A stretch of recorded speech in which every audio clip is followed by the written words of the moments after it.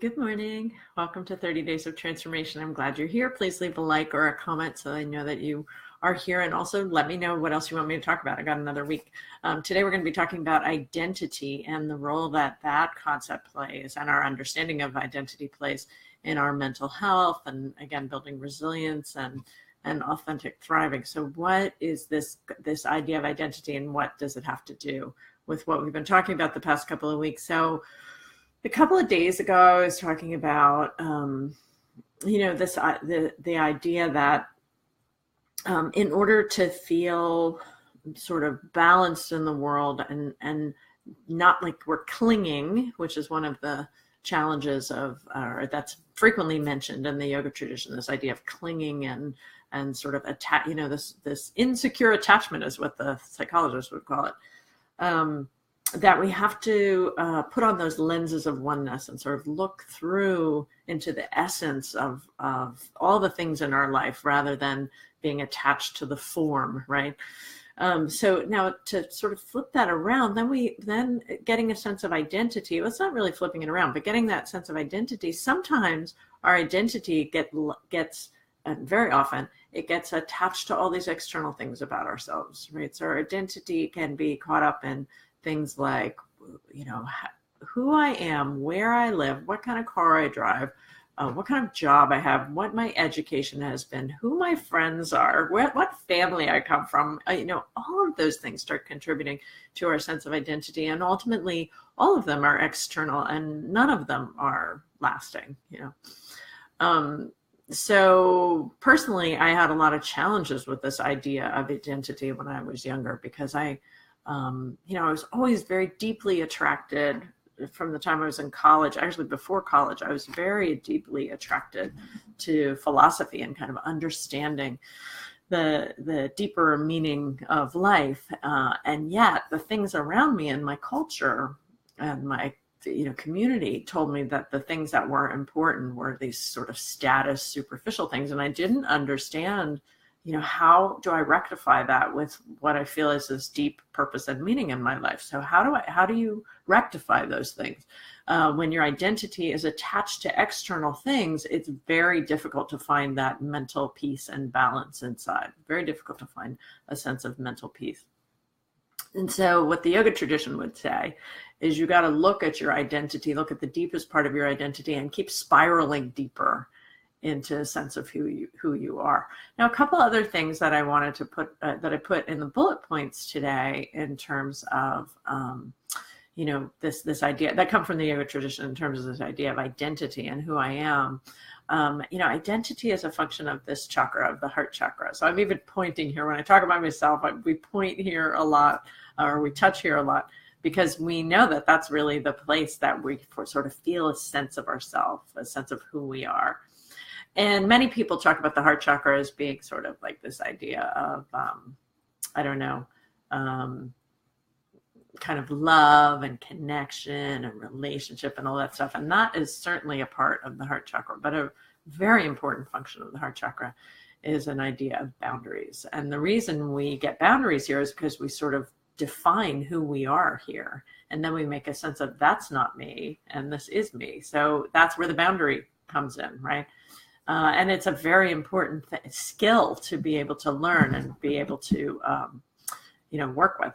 And I think a lot of times we get stuck, hi Kitty, we get stuck and we think we don't, or our sense of identity gets attached to external parts of ourselves, right? Or the external things in our lives rather than really focusing on what are our values, what matters to us. And when we focus on that, we have a stronger sense of boundaries. So, I always use examples like who's a good example of heart chakra? Martin Luther King is a great example. It's a sense of like, this is me, that is not me. I won't stand for that. And because I have such a clear sense of who I am, a sense of my dharma, then I'm really good at boundaries. I'm really good at that sense of like, this is what I like and that's what I don't like. And therefore I'm going to, make efforts in the direction of what I want, in the direction of hope, the direction of vision and inspiration, all that stuff. So that's part of the development of identity. The development of identity comes through, you can come and say anything.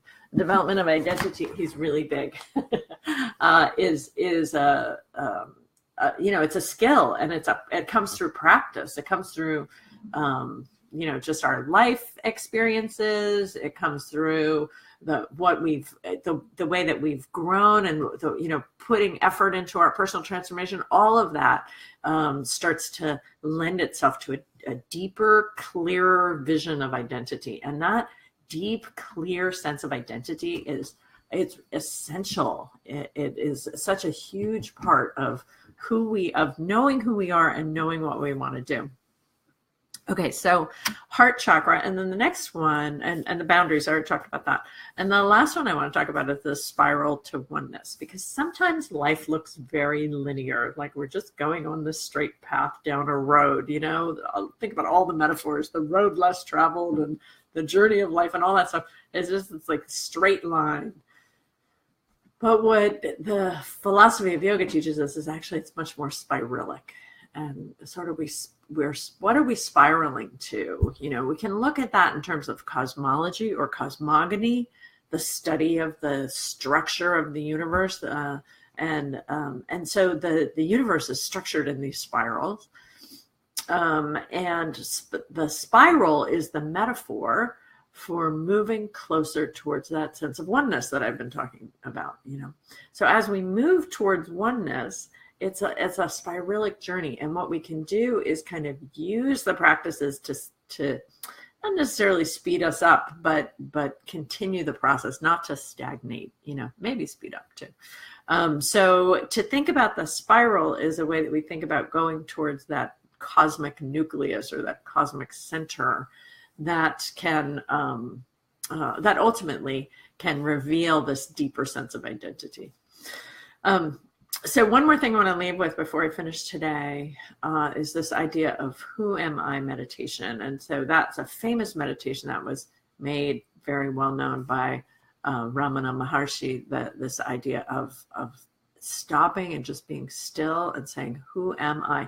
And then starting to peel the veils back, peel the layers back of I am a mother, I am a yoga teacher, I am whatever, peeling all those ideas back, peeling all those layers back till we get to the sense of oneness. And so try it for 5 minutes and let me know how what sort of insights that inspires for you. It's not necessarily ever finding the answer. It's the process of it that helps us to peel away the superficial stuff that really clogs our vision, clogs our sense of identity, and keeps us from that really authentic sense of thriving and mental balance. Okay, I'll see you tomorrow. Thanks for being here. Namaste.